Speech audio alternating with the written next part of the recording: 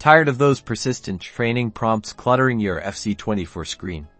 Let's get you a cleaner, more immersive gameplay experience by disabling them for good. First things first, navigate to the main menu in FC24. This is where you'll find the settings that control your in-game experience. Once you're in the main menu, look for the settings option. It's usually located towards the bottom or side, represented by a gear icon.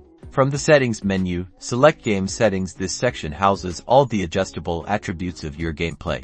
Within game settings, scroll down until you find the on-field training option. This is the specific feature we need to adjust. You'll likely see that on-field training is currently set to on or assisted. We need to change this. Simply select on-field training and change the setting to off. This action will immediately disable all those helpful, but sometimes intrusive, on-screen training prompts.